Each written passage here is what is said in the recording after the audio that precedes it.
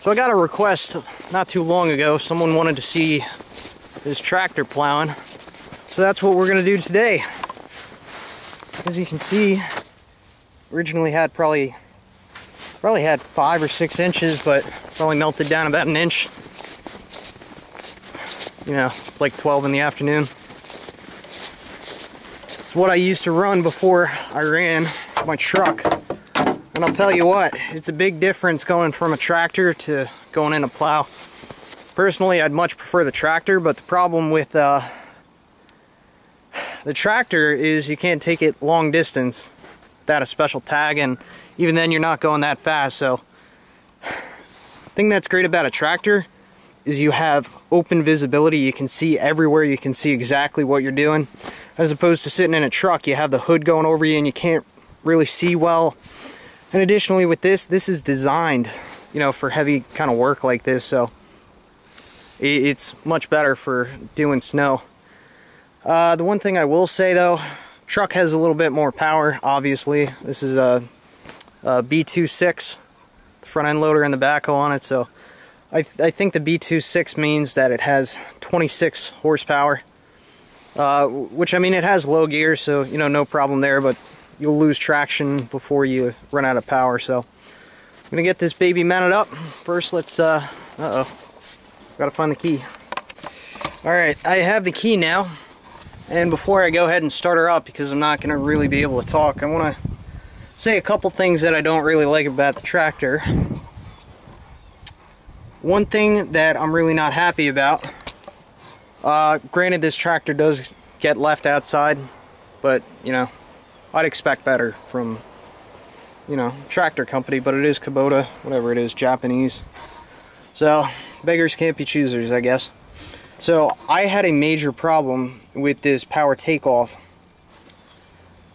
What ended up happening was, originally, this didn't get used for probably about a year or two. And one day, you know, I had the backhoe off. I figured, you know what, let me engage it. Let me make sure everything's still working fine. So when I engaged that PTO, it was sticking real bad. You know, I can only explain it so well without showing you any pictures, which I don't have, but this ended up sticking, and then I shut the tractor off. The PTO wasn't engaged, but the PTO safety switch, which inhibits you from starting the tractor while the PTO is engaged, was on. So now I was kind of fucked because I couldn't start the tractor because of that safety switch. So I ended up taking everything off, and I couldn't get that PTO shaft back further anymore. What I had to do was pretty much order a new PTO shaft housing, or whatever the proper name for it is, that pretty much engages the PTO. You know, it's a hydrostatic PTO, which means it's operated hydraulically through hydraulic pressure from the hydraulic pump. So that part would have been like $5.99 or $600, which I thought was fucking crazy, and I was paying for it out of my pocket. So you know what I said? Fuck that. I really don't ever use PTO on this tractor. If I need to ever use that, then I can go ahead and spend the money, but PTO was not engaged, so I ended up just disconnecting that switch, or that safety switch. So you know what, big deal. Another thing that I don't like is this safety switch right here. I know you can't tell right now, but what happened over time was this this safety switch is to make sure that the seat is facing forward whenever you're driving. So what happened with this switch is, over time, I guess this started to bend, and then it slipped under there. So one day I went to start the tractor, and it took me all day to figure out what was wrong with it, and it was a seat safety switch. So that's a big pain in the ass. So if you ever have problems starting these tractors, definitely first off I'd recommend getting the service manual, and I'd check the safety switches and check your fuses, because more than likely it's got to be one of them. If not, then, you know, very likely it's the battery. And then the other thing is my range of gears here. Poor craftsmanship. This is actually engaged in high right now, so in order to be in the right gear, you actually have to have your shift lever about 2 inches in front of what you actually want. So that's high. that is actually neutral. That's medium, and then low. So when we first got the tractor, everything was lining up fine, but I don't know, something happened. Poor craftsmanship. I don't know if there's some kind of adjustment if I really look into it, but you can see it actually broke the plastic housing here, which kind of sucks. But you know, other than that, this shit pops off. Fucking woodpecker got into the headboard here, so broke off a light. That's not a big deal, but you know, it's a tractor. We use it like a tractor. So yeah. All right, let's start this thing up. It's pretty warm out, so I don't think we're gonna be rolling any smoke or coal. Warm up the plugs a little bit here. Engine speed's kind of high. Drop it back down. There we go. A little coal.